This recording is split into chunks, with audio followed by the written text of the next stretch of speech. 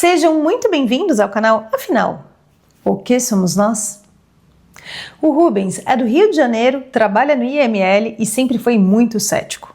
Ele adora cozinhar, então, um certo dia, ele recebeu os amigos, cozinhou para todos eles e, como bom cozinheiro, depois que todos foram embora, foi comer um pouquinho mais. Acontece que ele colocou um pedaço de carne um pouco maior do que devia na boca e engasgou. Ele teve uma EQM e, como vocês podem imaginar, o modo dele ver a vida mudou completamente. Agora, o que vocês não podem imaginar é como foi que ele saiu dessa. Essa entrevista foi dividida em duas partes, ambas publicadas hoje, com 1 hora de diferença entre a primeira e a segunda publicação. Se gostarem, por favor, deem um like, compartilhem com os amigos, se inscrevam no canal. Isso ajuda muito a mensagem chegar a mais pessoas. E se você tiver tido uma EQM, por favor, nos escreva. O nosso e-mail é afinal-o-que-somos-nós@gmail.com. Vamos conhecer a história do Rubens?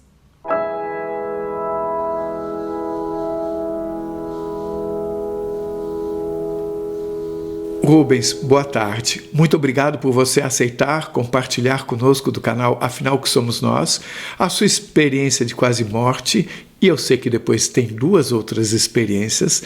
Peço por favor que você se apresente, nos diga o que você faz e onde você está falando, e nos detalhe tudo que disser respeito a essas experiências, o máximo que for possível. E mais uma vez, eu agradeço a você. A palavra está com você. Muito obrigado, grande Carlos, né? Meu nome é Rubens Guidini, eu sou do Rio de Janeiro, tenho 49 anos, eu sou policial civil, sou técnico de necrópsia, né, da Polícia Civil, trabalho no Instituto Médico Legal há 20 anos, né, eu trabalho na minha atividade fim no necrotério, e eu acho importante eu dizer assim, que eu sempre fui uma pessoa muito cética, né?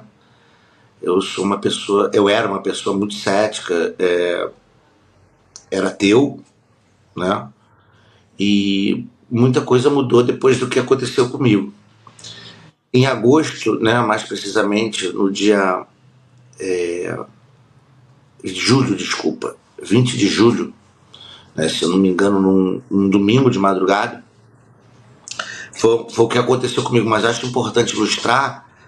Nas 2 semanas que antecederam, aconteceram, né, alguns episódios que estão assim, intimamente relacionados, né, com o fato em si. Porque um dia, acordando para trabalhar, a minha esposa, a Kelly, ela acordou chorando e falou para mim que tinha tido um sonho muito ruim comigo, que eu morria no sonho. E tinha uma pessoa que intermediava isso, que alguém falou, e que essa pessoa falou para ela assim: não adianta, que ele nunca vai ser seu, na verdade ele não vai ser mais de ninguém, né? Ou seja, ela interpretou dessa maneira. Bom, como eu sempre fui cético, né, eu falei assim: isso tem nada a ver, você sonhou, isso aí eu estou impressionado com alguma coisa que você viu. Só que exatamente nesse mesmo dia, mais 2 pessoas me ligaram, né? Quer dizer, 2 pessoas, uma me ligou e outra mandou mensagem. 2 amigas. Uma amiga falou assim, relatou a mesma sensação, falou que se emocionou e chorou porque sonhou que eu tinha morrido.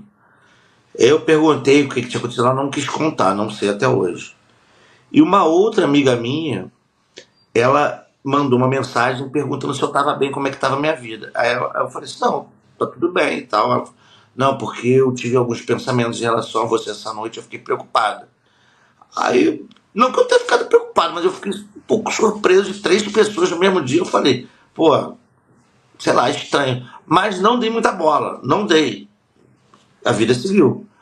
Passaram-se 2 semanas, né? Eu recebi um casal de amigos aqui em casa, era um sábado, eu fiz um jantar para eles, e a noite foi agradável e tal. Em determinado momento da noite, a gente veio para assistir a novela que está passando e tal, né? Uma brincadeira de ver a novela que já tinha passado nos anos 80. E em determinado momento, assim, eu estava falando, conversando sobre alguma coisa, e de repente eu tive a sensação de que eu iria morrer. E eu verbalizei isso. Eu falei, Pô, por que eu tô falando sobre esse assunto? Eu não sei qual era o assunto específico, esse realmente eu não lembro. Eu falei, será que eu vou morrer? Aí minha esposa falou assim, não, para com isso e tal. Tudo bem. A noite continuou. Quando foi mais ou menos umas 2 da manhã, os meus amigos foram embora, né? Meu amigo foi embora. E eu, como todo cozinheiro, né, fui comer depois de todo mundo, sozinho. Minha esposa já estava dormindo. E aí eu peguei um pedaço de carne, né? Tinha feito contra filé. E eu cortei alguns pedaços, comi alguns. Em um determinado momento, eu engoli um pedaço maior do que eu achei que eu conseguiria engolir. E eu senti que ia ficar preso na minha garganta. Eu falei, eu vou ter problema aqui, né? E eu trabalho na ML, eu já fiz diversas necrópsias de pessoas que morreram engasgadas, né? Então tive um pico de adrenalina e tentei manter a calma. O que eu fiz? Aí eu peguei e segurei um pedaço da carne. Eu estava conseguindo respirar. Tentei segurar, só que o reflexo da deglutição começou a puxar ela. O esôfago começou a puxá-la. E eu senti aquele pedacinho da carne que eu estava segurando se esticando. E eu falei assim, se esse pedacinho arrebentar, eu vou morrer. E arrebentou. Arrebentou nesse momento. Ele ficou por cima da minha epiglote, né? Ou seja, eu não conseguia mais respirar. Então eu mantive a calma, evitei fazer movimentos bruscos. Eu falei, eu tenho que tentar tirar. Eu fiz um movimento de varredura com o dedo, né? Enfiei na boca o dedo, passei para lá e para cá. Não conseguia, eu não estava conseguindo puxar o fragmento de carne. E, logicamente, meu ar começou a acabar. E eu falei assim, se eu não tomar uma atitude rápida, eu vou morrer. Só que rapidez, quando você está sem respirar, é algo muito relativo, né? O tempo ele é subjetivo para qualquer pessoa, ainda mais para a pessoa que está sem ar, né? Então ele vai se tornar muito exíguo. E eu comecei a ficar nervoso nesse momento. E aí eu comecei a faltar, eu comecei a sentir a falta de ar realmente. Aí eu já devia estar com mais ou menos 1 minuto sem respirar. Nesse momento eu tive plena certeza absoluta que eu iria morrer. Eu falei, eu vou morrer, pela minha experiência eu vou morrer. Quando eu tive essa sensação, de que iria morrer, eu pensei ainda, pô, eu sou ateu, vou morrer sem crer em Cristo. Sempre ouvi dizer que se eu pedisse perdão e se me arrependesse no último momento, eu seria perdoado e iria herdar o reino dos céus. Só que eu falei assim, cara, isso seria muita covardia da minha parte, e se Deus existir, eu acho que não seria justo com ele eu me utilizar disso. Isso é um pensamento meu, eu não sei se isso é certo, se é errado. Eu falei, mas não sei se eu devo fazer isso agora. Eu prefiro arcar com as consequências. Porque eu sempre me considerei uma pessoa muito boa. Assim, muito boa, uma coisa boa. Né? Eu tenho um senso de moral. Né? Eu não tenho inimigo. Então pensei, cara, eu sempre tento fazer o melhor para as pessoas. Eu trabalho com as pessoas no momento mais difícil da vida delas, que eu recebo os parentes de pessoas mortas e tal. Falei, eu vou ver o que dá. E aí a situação começou a apertar e piorar da falta de ar. Aí eu falei assim, já estava certo que iria morrer. E nesse momento eu comecei a me dar conta que eu estava extremamente calmo. Extremamente, mas muito calmo. Estava muito calmo. E assim, Carlos, eu queria até... Eu não falei com isso quando a gente conversou, porque esse insight eu tive essa semana. Assim, nas EQMs, pelo que eu li, eu tinha lido pelas entrevistas, ela sempre começa a acontecer quando você está exposto à hipóxia. Normalmente, quando as pessoas estão expostas à hipóxia, e pelos relatos todos, normalmente elas estão ficando inconscientes ou apagam. Eu não estava acordado em hipóxia. Então eu acho que minha EQM aconteceu comigo acordado. Que eu comecei a ver aumento de luz, que as coisas ficaram mais claras, né? Eu senti essa paz, acabou o medo de morrer. Eu falei, vou morrer. Tranquilo. Pensei um pouco na minha filha, eu falei, não, mas ela tá bem, ela tá encaminhada, minha filha só tem 11 anos, né? E eu falei assim, não, eu não quero morrer agora. Não que eu não sei se eu fui intuído, eu não sei se tem alguma coisa não é relacionada à minha filha, porque eu tive uma clara intuição de que minha filha iria ficar bem. Posto isso, eu falei assim, eu vou arriscar e tentar me salvar disso. Aí passou pela minha cabeça o fato de eu tentar fazer uma traqueostomia em mim mesmo. Ao mesmo tempo que isso estava acontecendo, eu estava tendo lampejos de outras coisas simultâneas. Eu sabia que estava morrendo, eu sabia que o meu tempo era exíguo, eu comecei a não perceber coisas das minhas laterais. Eu só tinha visão central, só via na frente, até esse momento. Então eu peguei uma faca de legumes de 2 polegadas, 3 polegadas, e falei assim, não, primeiro eu peguei uma tesoura de alfaiate que eu tenho, que fica na cozinha, e tentei perfurar, eu estava sozinho, eu tentei perfurar a minha traqueia. Só que a ponta da tesoura era romba, muito grossa, não entrava. Tá? Eu sabia exato o local onde fazer isso, porque eu já fiz milhares de necrópsias na minha vida. Mas nunca vi ninguém fazer em si mesmo. Eu sabia que eu estava arriscando, porque eu sabia que ia morrer de qualquer jeito. Né? E eu falei assim, eu tenho que pedir ajuda da Kelly. Só que quando eu fui pedir ajuda, eu tô rindo agora, né? Mas quando eu fui pedir ajuda para ela, e ela me viu, eu já estava já roxo. Nesse momento, aí eu já comecei a me urinar, comecei a perder o controle de esfíncter, me urinar, e assim, eu comecei a vomitar sem respirar. E nisso, né, eu estava tendo a sensação que eu tinha a presença de um monte de gente, mas eu não via ninguém, eu estava completamente acordado, porém eu estava no limiar, parecia que eu estava numa transição. Eu volto, porque eu não sabia se ia conseguir. E eu fui pedir para ela, na verdade eu queria que ela me desse um tubo um canudo. Eu fiz um sinal do canudo. Ela foi tentar me ajudar, ela fez uma manobra de Heimlich em mim para soltar a carne. Como a carne estava em cima do epiglote, fez uma válvula, então o ar saía, então piorou a minha situação. Aí nisso eu falei, agora não tem mais tempo. Aí eu parei de enxergar totalmente. Eu via luz, só via luz, tudo claro, tudo muito claro. E eu estava andando. Eu me dirigi sozinho. Ela foi atrás de mim, me dirigi à cozinha. Fui até o quarto chamar ela, né? Ela arrumou um corpo de caneta esferográfica. Eu peguei, sem olhar espelho, sem nada, no tato. Se eu me pedir para fazer isso agora, acho que eu não consigo. Né? Nem outra pessoa. Eu coloquei a mão, sem olhar, e ela descreve que eu estava olhando para o nada. Que eu não falava e eu só fazia aquele movimento. Eu fiz uma incisão aqui na minha traqueia. Com aquela faca de legumes? Isso, que eu te mostrei. Que eu enviei até a foto pro e-mail. E aí fiz o corte e comecei a introduzir a caneta. Nisso o ar entrou. E aí eu achei que possivelmente eu pudesse não morrer. Eu falei, mas eu não estava muito preocupado se eu ia morrer ou não, porque eu falei assim, bom, a minha parte eu fiz. E nesse momento eu desmaiei.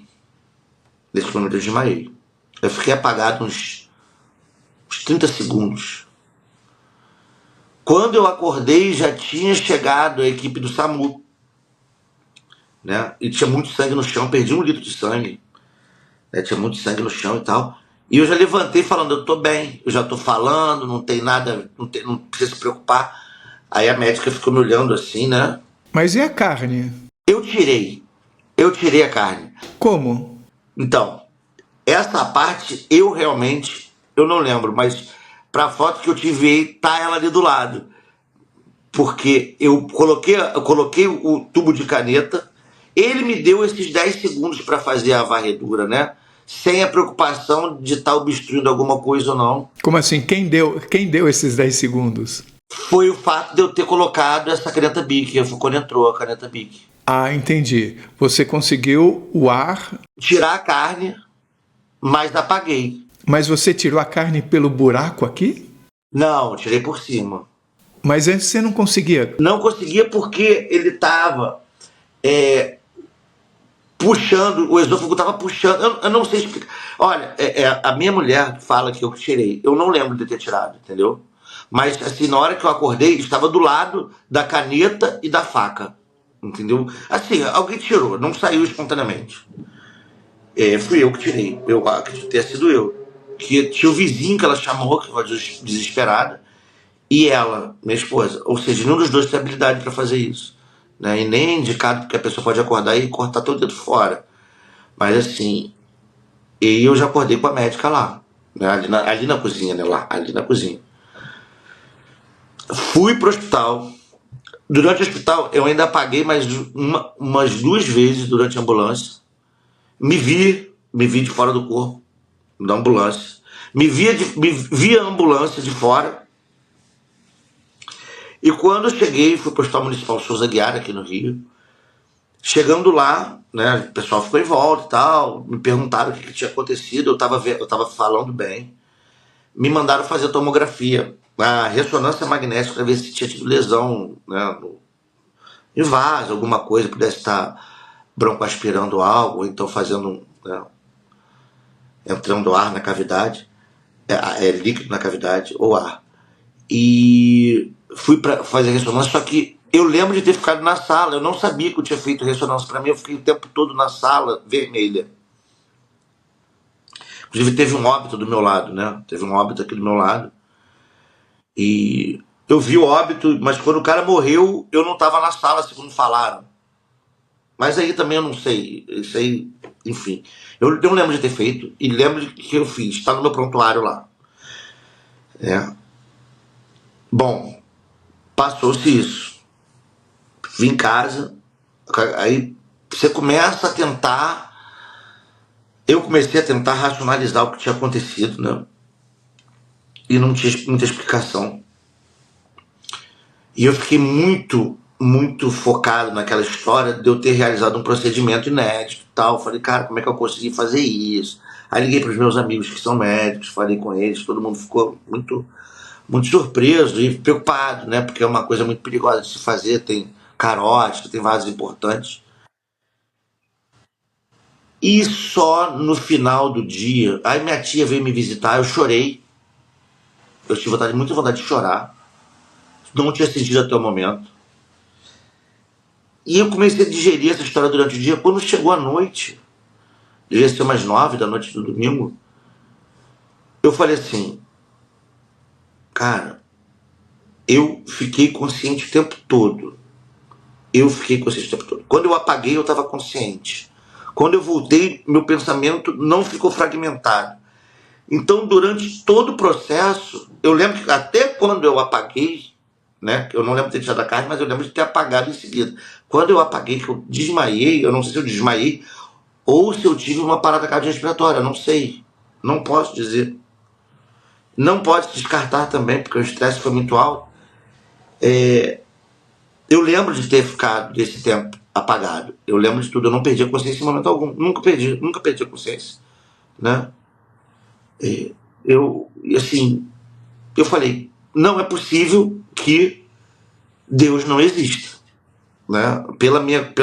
Minhas contas não tinha como. Eu sou uma pessoa muito racional e isso me consumiu durante a vida toda. E naquele momento eu senti uma sensação muito grande, assim como na hora que eu estava morrendo de pertencimento, de que tinha alguma coisa maior. Realmente tinha alguma coisa maior. E fiquei muito impressionado, não sabia o que tinha acontecido, mas como eu disse, eu fiquei muito focado nessa parte, né, da parte técnica e tal. E só que, pô, você que foi ateu quase a maior parte da sua vida, e você tem um insight desse, uma epifania, que tem alguma coisa, você viu, um amigo meu, ele costuma dizer que ele é espírita, né? Quanto mais quanto mais ciência, mais próximo de Deus, e não o contrário, né? Eu nunca tinha entendido essa afirmação. Até esse momento eu falei, cara, tudo aconteceu do jeito que eu pensava que fosse. Foi uma coisa que não teve nada de sobrenatural. Não foi sobrenatural. Foi uma coisa que parecia que eu estava pronto para realizar, para ver. E no dia seguinte, né, na terça-feira, com meu colega de trabalho, ele me mandou, curiosamente, ele me mandou um link do seu programa, né? Afinal que somos nós, e me mandou entrevista de uma senhora. Ele entrou de férias, eu não assisti o programa. Não assisti o programa, o link que ele me mandou. E nas semanas seguintes, eu comecei a deixar de lado o fato do procedimento que eu tinha realizado e comecei a ver que uma coisa estava mudando dentro de mim. Eu estava tendo uma sensação de hiperconsciência, né? Parecia que eu estava conectado em outro lugar. Aí eu comecei a estudar cálculo. Eu sou uma porcaria em matemática, sempre fui uma porcaria, uma negação. Então, eu estava vendo minhas plantas e tal, eu falei, poxa, a planta, tal, eu estava vendo, eu gosto muito de física, eu vejo muito programa do Sérgio Sacani, do professor César Lenz e tal, falando de quântica, eu falei, poxa, a planta, ela faz fotossíntese, então vem fóton, vem não sei o que de algum lugar, como ela capta isso no cloroplasto. Aí fotossíntese, eu falei, pô, a fotossíntese e a luz influencia, pô. Aí eu falei assim, poxa, a luz chega de um jeito. Eu comecei a querer saber por que aquilo ali funcionava de tal maneira, tinha um impacto grande de um lado, tinha um impacto menor do outro. Eu estava fazendo cálculo de derivada. Não me pergunte, mas assim, não cálculos complexos, né? Mas o fato de você entender o que é derivada integral já é uma coisa muito estranha, né? A derivada da função integral, aquela história. Para mim era grego isso, grego. E ainda é, eu não sei como eu estou falando disso, né? De discretização de gráfico e tal. Eu falei, tá estranho. Nisso eu comecei a sentir a falta de pertencimento daqui. E aí eu fui procurar em programas, né, do YouTube de pessoas que são sérias, e entrei no programa da professora, da médica, né, da psiquiatra, Ana Beatriz Barbosa, que você estava lá sendo entrevistado. Olha como são as coisas. E eu mandei, eu vi tal, e eu não vi entrevista. E eu mandei o link para ela. Aí eu mandei um e-mail pro programa dela. Eu falei, aconteceu isso comigo. Ela respondeu depois. Só que antes disso eu vi o programa, o link que o meu amigo tinha me mandado. E aí eu entrei em contato com você, queria agradecer, porque foi a primeira pessoa que falou comigo sobre isso, né? Eu não tava entendendo o que estava acontecendo, eu não sabia do tema. Era alguma coisa muito estranha. Eu já tinha visto o filme, mas EQM, eu nem me ligava nisso. Quanto tempo se passou entre a sua experiência e você ter entrado em contato com a doutora Ana Beatriz e você ver a entrevista no canal? Olha, eu tenho que olhar, eu tenho que ver aqui. Eu acho que foi mais de uma semana. Foi mais de uma... Não, eu acho que foram as 2 semanas. Depois a gente olha, mas foram as 2 semanas. E aí a gente conversou e tal. E a gente, né, deu aquele tempo e tal. Eu falei, vamos ver. De lá pra cá aconteceu tanta coisa. E assim, como eu vou dizer, eu não sou mais a mesma pessoa. Agora eu posso afirmar com certeza que não só existe só isso aqui. Não existe, não tem como existir só isso aqui, porque eu vi que tem outra coisa, né? E é tudo muito explicável, né? Eu não tenho todas as ferramentas para explicar, né? Infelizmente eu não tenho, eu gostaria de ter. Mas assim, isso está partindo de uma pessoa que é extremamente criteriosa no que fala, que sou eu. Que eu era extremamente descrente. É claro que se alguém falar alguma coisa para mim, eu vou sempre investigar para saber se aquilo ali tem um fundo de verdade, né? Mas assim, eu não sou mais a mesma pessoa e eu acredito que Deus existe. Eu tenho certeza que Deus existe, eu tenho certeza. Eu continuo não tendo religião.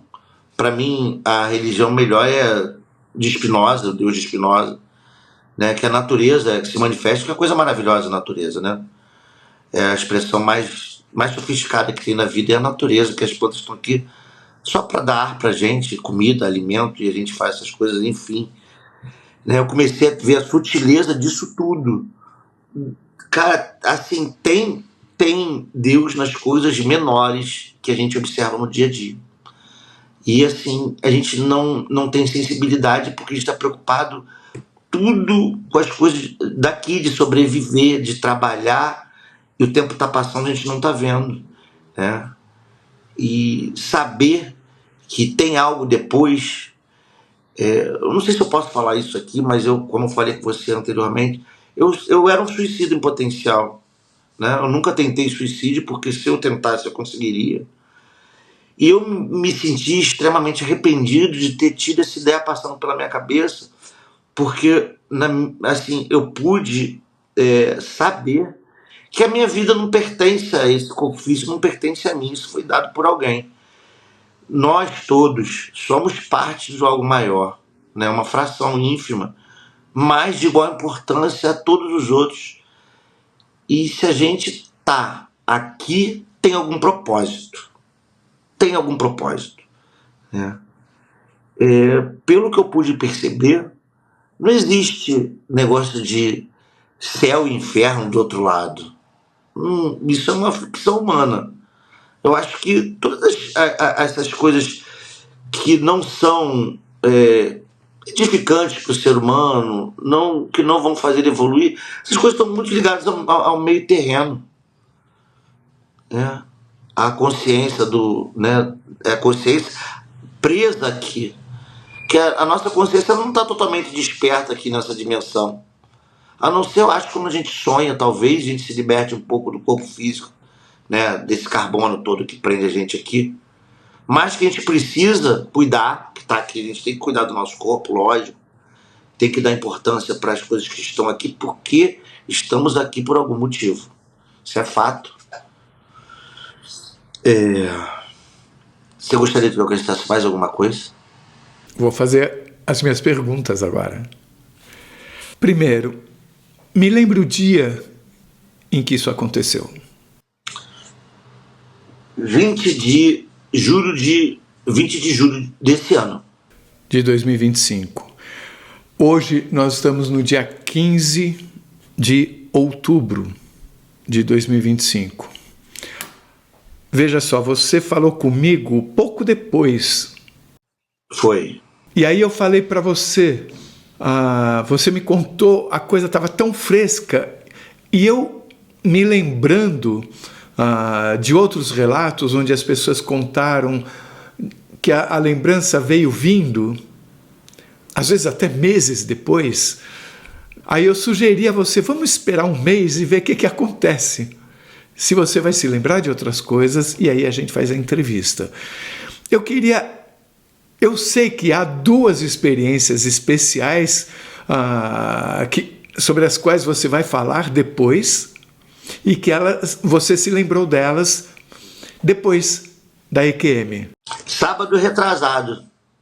Então, aí eu queria agora te perguntar o seguinte, sobre a EQM em si, o que você lembrou a mais depois da nossa conversa? Eu lembrei a mais das minhas sensações, né? Das sensações. Eu tenho as sensações físicas e as emoções perfeitamente preservadas de tudo que aconteceu. No primeiro momento, eu não lembrava, eu tinha uma... o ceticismo, né? O ceticismo é um grande problema, né? Ele safa de algumas maneiras, mas acaba te prejudicando, te fechando para outras coisas de outro. Eu sentia que tinha alguma coisa de diferente, ou seja, mais pessoas interessadas no que estava acontecendo naquele momento que eu estava morrendo. Eu realmente não vi. Porém, eu senti do jeito como você sente quando alguém se aproxima de você e você não está vendo. Você sentiu que havia essa companhia antes de você desmaiar? Antes de desmaiar. Antes de desmaiar. E você, ao sentir que havia essa companhia, você tinha algum tipo de sentimento? Você estava se sentindo acolhido? O que você sentiu? O que veio junto com a percepção de que havia gente perto de você? Então, antes da percepção de que tinha gente, eu tive antes, na verdade, lá no início, quando eu comecei a engasgar, eu eu tive uma percepção negativa da experiência, né? Eu falei assim, como eu levei em consideração que as pessoas tinham falado que eu ia morrer, né? Bom, qualquer pessoa ficaria nervosa numa situação dessa. Eu falei, pô, será que fizeram alguma coisa para eu morrer e eu tô realmente morrendo? Eu comecei a imaginar que tivesse alguma coisa de muito ruim perto de mim me fazendo passar por aquilo. Mas, de fato, eu não senti nada de ruim perto de mim, tá? Não senti. Porém, quando eu comecei no momento que eu tive certeza que eu ia morrer, aí eu tive sensação de pertencimento. Começou daí, eu me senti acolhido. E talvez, olha só, parece que eu tô lembrando agora, né? Parece que tenha sido isso que me deu forças para tentar me salvar. Talvez se eu tivesse me sentido sozinho, aquele meu pensamento, né, me dominaria. Tá na tua hora mesmo que sempre quis, né? Mas não. Eu briguei pela vida como ninguém brigaria, como todas as pessoas me disseram depois. Se eu tivesse gasgado, eu morreria. Eu não faria o que você fez. Você, ao dizer isso, me faz te perguntar, por acaso você acha que você poderia ter sido intuído por essas pessoas perto a fazer o que você fez? Eu vou além. Eu acho que eu fui intuído há muitos anos atrás para fazer isso. Eu acho que, assim, eu tenho testemunhos disso, tá? Pode parecer... Não é mentira, porque isso não precisa ser mentira, isso. Assim. A minha prima é médica, mora em Portugal. E ela fez faculdade aqui no Rio, e na FRJ, nos anos 2000. E ela falou assim, ela me chama de Rubinho, ela falou assim, Rubinho, e ela é otorrino, né? Então ela sabe tudo disso aqui, dessa área toda aqui, né? E ela falou assim, Rubinho, se eu engasgar, você sabe fazer uma cricoidectomia? Uma traqueostomia? Aí eu falei assim, isso ela perguntou pra mim, na verdade foi nos anos 2000, foi nos anos 2000. Eu não trabalhava no ML, eu fazia faculdade de enfermagem. Então eu não sabia fazer isso, é mentira. Eu falei pra ela que sabia, mas não sabia. Eu falei, não, fica tranquila que eu sei. Eu tava levando a brincadeira, porque ela realmente sabia, porque ela é médica, otorrino. Porém, essa ideia nunca me saiu da cabeça. Só que eu nunca testei isso, eu nunca fiz isso, né? Nem em cadáver, eu nunca fiz. Parecia que, né, isso ia acontecer em algum momento da minha vida, mas sem sombra de dúvidas. Na verdade, no passado eu não fui intuído, parece que eu fui preparado, mas eu fui sim intuído nesse momento. Fui, porque para você tomar uma decisão dessas, é uma coisa que é muito absurda. Uma pessoa de sã consciência não faria isso que eu fiz. Você nunca tinha feito isso em nenhum cadáver? Não. Mas você tinha o conhecimento teórico? Não, o conhecimento anatômico prático eu tenho muito, assim, é muito cadáver. Eu e todos os colegas que trabalham comigo. Você falou que você passou a sentir um pertencimento antes do desmaio. Na hora que eu soube que eu iria morrer, eu senti isso. Quando eu vi que a morte era inevitável, eu falei, eu vou morrer. Não há nada mais com que eu possa me preocupar, eu vou morrer, deixa eu morrer em paz. Isso é que eu fiquei feliz. Porque paz a pessoa aceita, né? Paz a pessoa aceita e fica. Eu fiquei feliz. E os 3 comunicados, o sonho da Kelly... Das minhas 2 amigas, né? Você acha que isso fossem avisos para você se preparar? Como é que você interpreta isso agora? Eu interpreto isso não como um aviso para me preparar, porque falar que vai morrer é muito vago. Vou me preparar como? Ainda mais eu sendo policial no Rio de Janeiro, você vai morrer uma coisa meio... Mas eu consigo... O que eu depreendo desses avisos foi que existe outra coisa. Não tem como 3 pessoas no mesmo dia. Isso não é... estatisticamente, isso não faz sentido. Agora deixa eu te perguntar outra coisa. Sobre a manobra que a Kelly fez, eu queria até que você explicasse sobre isso. Por exemplo, a pessoa está engasgada, a manobra é agarrar por trás e colocar a mão ali naquele lugar. Na verdade, a manobra de Heinrich, né? Se escreve com H, acho que ele era alemão, não sei. Você pega a pessoa, junta as duas mãos assim, coloca ela por baixo do arco costal. Você não vai pegar nunca na costela da pessoa, vai pegar no abdômen, com o braço em volta por baixo das últimas costelas, né? A gente chama apêndice tifoide e o arco costal. Botou aqui embaixo, você vai parar ela com o seu corpo, isso é adulto, tá? Para criança o protocolo é diferente. E vai puxar com a maior força possível que você tiver, para aumentar a pressão intratorácica, né? Vai jogar o diafragma para cima, para expulsar o corpo estranho que está na superfície ali ou está na traqueia. Um tranco. Não, você vai abraçar e vai dar um tranco, mas vai puxar. Você vai diminuir a cavidade abdominal. Sim, mas é importante que seja um tranco, não é só ir puxando, tá? De uma vez só. De uma vez só. Para aumentar e o ar comprimir e expandir com força ali pela traqueia. E por que deu problema na manobra feita pela Kelly e o que ela poderia ter feito de diferente? Ela não poderia ter feito nada de diferente. Esse que é o grande problema. Né? Ela não poderia ter feito nada de diferente. A conduta só poderia ter sido para salvar a vida. Só que eu tomei, não teria como ser diferente. Por quê?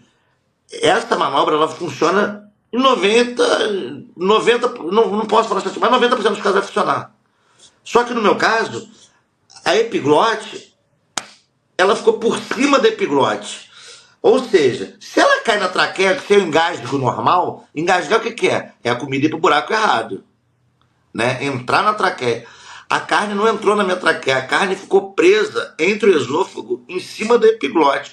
Quando ela puxava, o ar saía pelas laterais da epiglote e quando voltava, a epiglote fechava de novo, que é o papel dela com a carne. Então fez uma válvula.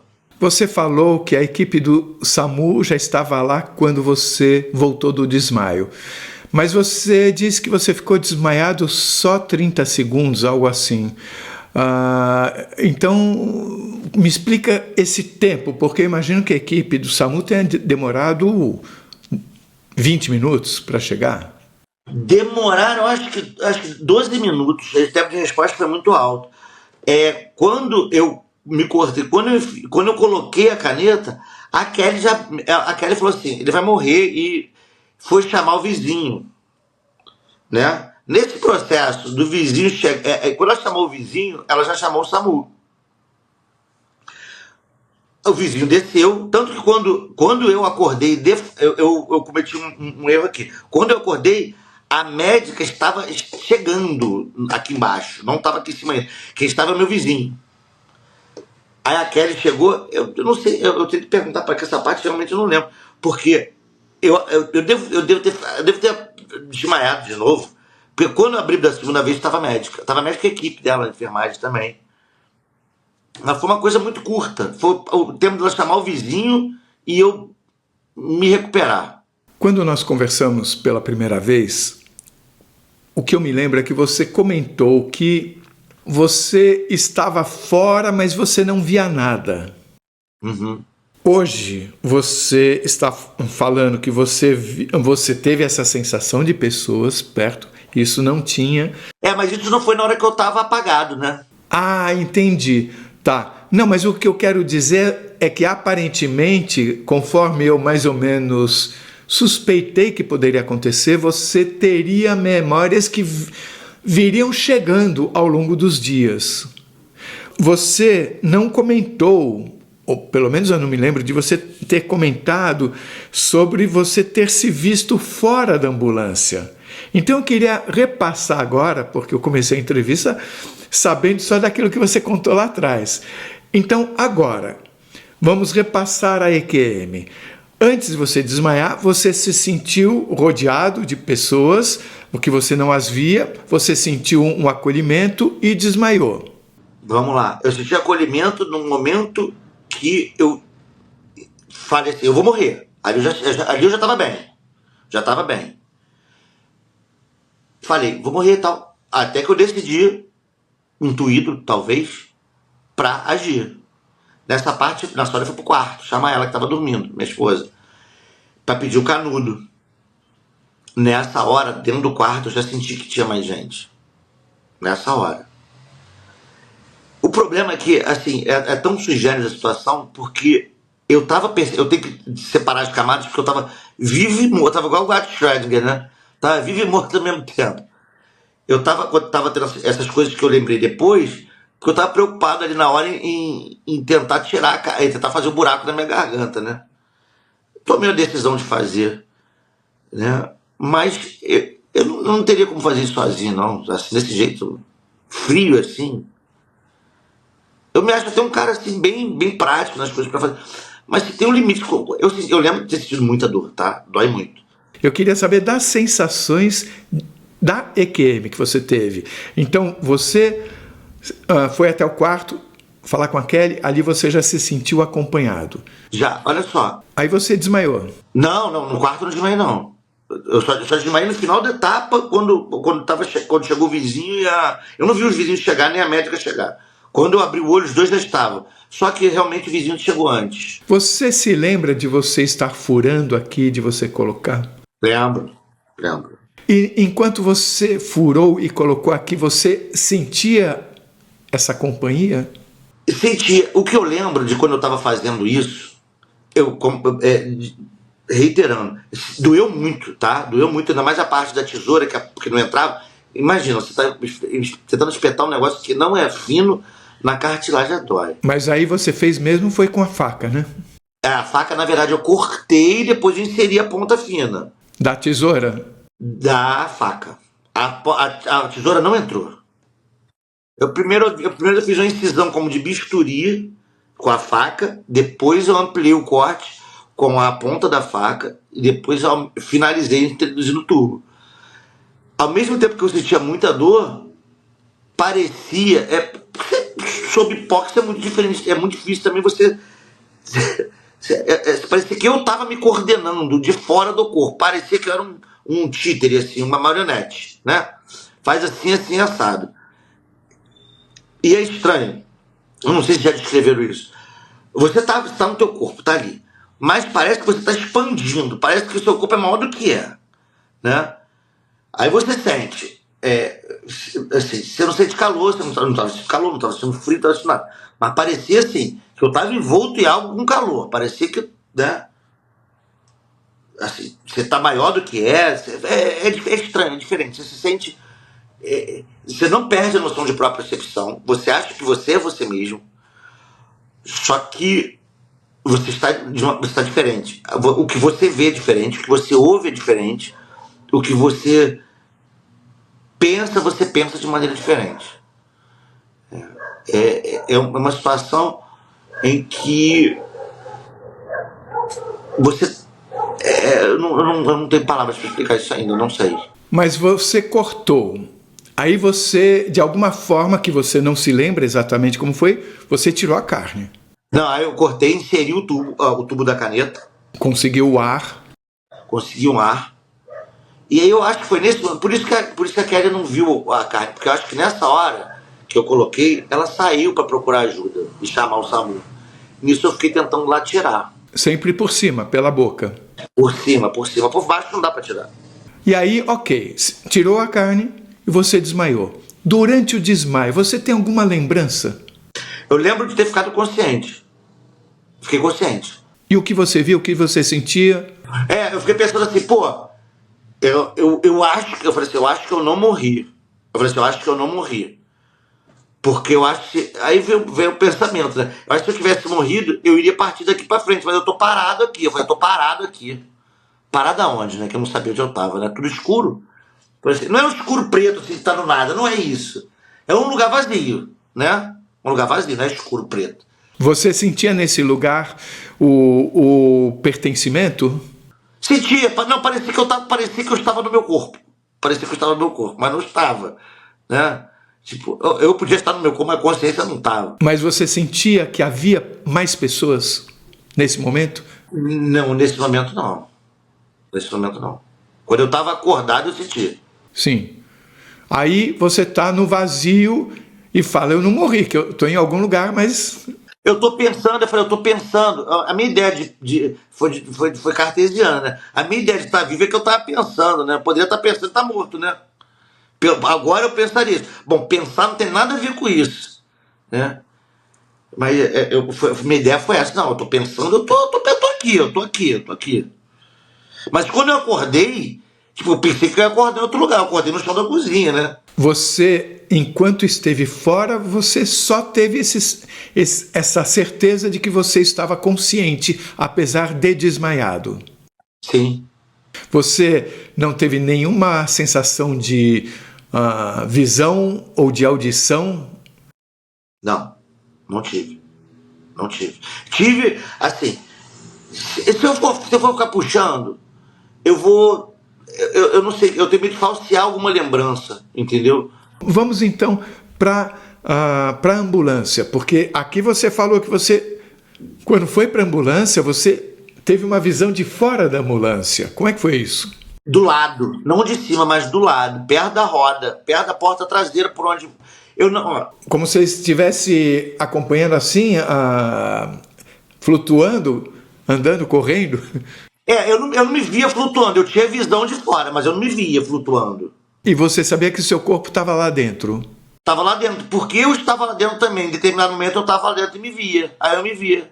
Isso quer dizer que você às vezes tinha visão de dentro da ambulância e às vezes de fora? Sim. Eram visões simultâneas ou ficava pulando de uma para outra?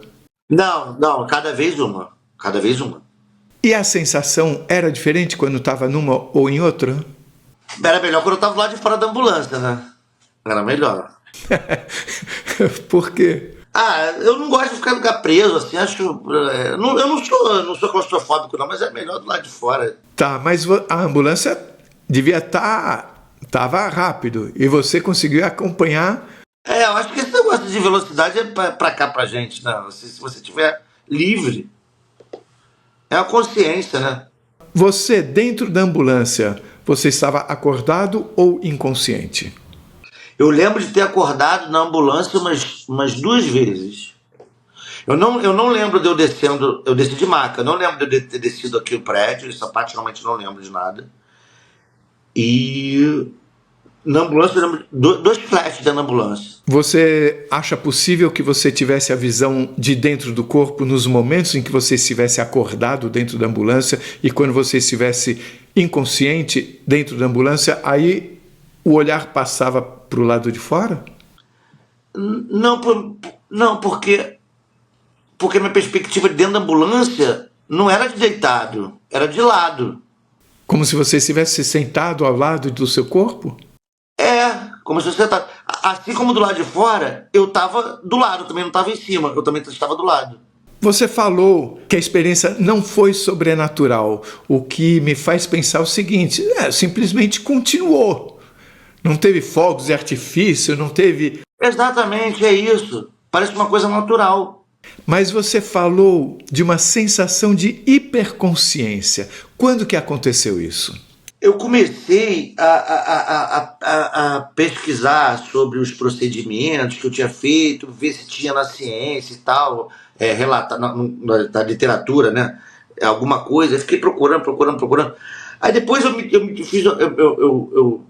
fiquei disperso, comecei a pesquisar outras coisas. E daqui a pouco eu estava pesquisando assuntos totalmente desconexos, só que eu estava levando tudo a cabo, eu estava chegando a conclusões. E eu estava linkando assuntos que não tinham comunicação direta. Aí eu falei assim, que estranho. Pô, como é que eu estou fazendo essas associações? Parece que quando você perde o medo de morrer, né? Que eu perdi medo de morrer. Na hora que eu não vou morrer. Se eu morrer, problema, não estou com medo de morrer. Existe a morte? Existia. Naquele momento ali existia, né? Então, quando você acha que a morte não existe, você não tem medo que não existe. É racional, né? É igual, né? Ter medo de parar de sair gritando. Pra mim é racional, tá bom, é chato. Mas ela não vai te matar, né? Vamos evitar, mas tudo bem. Quando você fala de hiperconsciência, você está se referindo ao depois de tudo isso. Sim. Até agora, tá? Isso é até agora. Então, você falou, e me chamou bastante a atenção, né? Derivadas integrais. Inclusive você falou do gato de Schrödinger, que de estar vivo e estar morto ao mesmo tempo. Você fez uma referência ao gato de Schrödinger. E eu queria saber, você já conhecia essa história do gato de Schrödinger? Não, já conhecia. E derivadas e integrais? Eu não sabia o que era, eu não tinha a mínima noção do que era. E de onde surgiu esse interesse? É porque eu estava estudando a fotossíntese e assim, quando plantas, por exemplo, a planta precisa do ciclo claro e do ciclo escuro, né? O ciclo claro é a fotossíntese e o ciclo escuro é outra parte da respiração celular. Uma utiliza oxigênio como substrato, que é a fase escura, como substrato, como gás, e outra utiliza gás carbônico, na fase clara. Você consegue, quando a planta nasce, você precisa de uma quantidade de luz X. Porém, aí você vai aumentando o desempenho dela, do crescimento da planta. Porém, quando você chega a determinado ponto, chama de ponto de compensação fótica, quando você segue, isso aí eu fui tudo estudando, tá? Quando você vai, além disso aí, não muda muito. Aí eu vi que isso aí era uma derivada da função integral da fotossíntese. Quando uma coisa muito pequena faz efeito nisso, no final ela não mexe. Duas perguntas. Primeiro, você já tinha interesse sobre isso? Segunda pergunta, você conseguiria antes entender isso? Não conseguiria. E tá arriscado se você me perguntar aqui para fazer 4 mais 4 aqui, eu não consegui agora, tá? Como assim? Você esqueceu? Não, mas assim, não, eu tô brincando, é lógico que eu exagero. Mas assim, do nada eu respondo às pessoas, às vezes assim, a pessoa vai falar uma coisa, eu já digo, não, pode ser, a pessoa fala, mas eu não falei, você já respondeu. Eu falei, não, desculpa, não quis interromper, a pessoa fala, não, é isso mesmo que você falou que ia fazer. Eu falei, não, tá bom então. Tem umas coisas meio estranhas que têm acontecido, né? Algumas pessoas que passam por experiência de quase morte, de fato, têm algumas habilidades novas. Tem até o caso de uma pessoa que foi entrevistada pelo canal que passou a tocar piano, que não tocava antes. Então, isso existe. Isso parece estar existindo em você também, de uma certa forma. Algumas habilidades novas. Aí eu trago um assunto que você mencionou da nossa consciência não estar totalmente desperta aqui. Me explique, por favor, um pouco melhor isso. O fato da consciência não estar totalmente desperta aqui significa que, de alguma forma, você sentiu a existência de uma consciência sua maior quando você estava fora do corpo ou desmaiado? Eu senti, mas eu não tive tempo de sentir. Eu tive a comprovação que foi o fato de eu ter conseguido fazer isso. Eu não tenho habilidade técnica para fazer, eu tenho conhecimento anatômico, eu não tenho habilidade técnica para fazer isso. Você está falando da traqueossomia. Eu não tenho. Na verdade, eu não fiz uma traque, fiz uma cricoidectomia, que é um procedimento que é feito em centro cirúrgico, não é nem de emergência esse procedimento. Né? Eu conversei com os amigos meus médicos e falaram, não, isso aqui não se faz para emergência. Isso aqui é para botar cânula definitiva, para fazer procedimentos que vão demorar muito tempo, vai ficar internado. Agora, de emergência não vai nem por aí. Então eu fiz uma coisa assim, muito refinada, muito difícil de fazer. Então, quando você fala que a consciência não está totalmente desperta, aqui você se refere a esse conhecimento que surgiu, você não sabe de onde, que permitiu que você fizesse o que fez. Não só isso, porque antes da experiência, eu me deparava com determinadas tarefas e coisas que eu tinha uma limitação para compreender aquilo ali, não intelectual, mas uma falta de explicação, falta de lógica. Depois eu fui ver que a minha lógica que não estava certa, né? De não observar determinados fenômenos que ocorrem naturalmente e que a gente deixa passar. Os sinais são muito sutis. Todo mundo já chegou na casa de alguém, ou chegou perto de alguém e falou assim, pô, não estou me sentindo legal. Poxa, vai embora. Eu sempre brigava com isso. Não, isso é da minha cabeça. Não é. Parece que a gente está assim,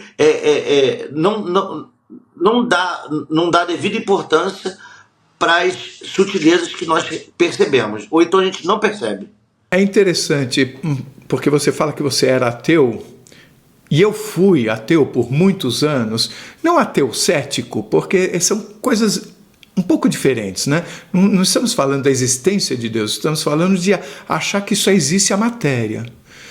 Porque matéria ou energia, como calor, por exemplo, que é uma relação entre matéria e energia, que é daqui do nosso mundo. Eu entendo isso como uma consequência do fato de você não perceber, através dos seus sentidos, nenhuma demonstração de que existe algo além. Comigo foi assim. Eu imagino que com você também tenha sido assim. Foi exatamente isso que eu falei. Pô, isso aqui que está acontecendo não é desse plano, não é daqui. Essas sensações não são daqui. Então, simultaneamente, eu imagino que você tenha percebido uma coisa que era natural e, ao mesmo tempo, surpreendente. Porque você não imaginava que isso fosse acontecer. Então, exatamente, aconteceu de forma natural, que foi compreensível para mim. Se fosse de outra maneira, talvez eu me tornasse cético. Se eu visse a imagem de uma Nossa Senhora, eu ia achar que eu estava alucinando, né? Porque não faz parte do meu, assim, da minha psique, não faz parte. Eu sou realmente uma pessoa muito... Eu tive que me desprender pela minha vida, pelo meu trabalho, dessas coisas. Porque senão você se frustra. Você comentou sobre a falta de pertencimento daqui. Sim. São duas coisas, né? Você, quando teve a experiência, você se sentiu pertencente a alguma coisa e depois você relatou sobre uma falta de pertencimento aqui. Como se você já não pertencesse tanto aqui. Me explique, por favor, um pouco sobre isso. Então, eu tive né, nesse momento em que eu achei que eu tive a certeza que eu ia morrer, eu iria morrer, se eu não fizesse o que eu fiz, eu iria morrer. Eu tive uma paz, assim, eu não sei se o nome é paz ou felicidade, que pra mim é quase que sinônimo, paz e felicidade, que é diferente de euforia, né? Eu senti uma paz tão grande que eu fiquei feliz, eu fiquei muito feliz. Quando você volta para os teus problemas, né? Você volta para as tuas limitações daqui. Ainda bem que eu não esqueci nada que aconteceu e eu continuo conseguindo me conectar. Ontem mesmo eu estava deitado, estava no trabalho, me concentrei pouco tempo, consegui, né, ver, assim, estrelas, assim, vi estrelas passando como se eu tivesse colocado... Você viu aquele filme Quero Ser John Malkovich? Sim, eu vi. Lembra quando eles entravam naquele sótão, naquele negócio? Nossa, vou ver de novo. Eu tenho inclusive o DVD. Eu vi exatamente várias estrelas, várias, de magnitudes diferentes. Não vi nenhum planeta grande, não vi satélites, não vi nenhum corpo, não vi nada. Mas eu vi o espaço se movendo. Cara, que sensação. Mas 2 vezes eu consegui fazer isso. Você via e essa visão era acompanhada de algum sentimento? Sentimento de pertencimento, de paz, de poder voar. Olha que maravilha. É muito bom. Você diria, portanto, que a porta ficou entreaberta? Com certeza.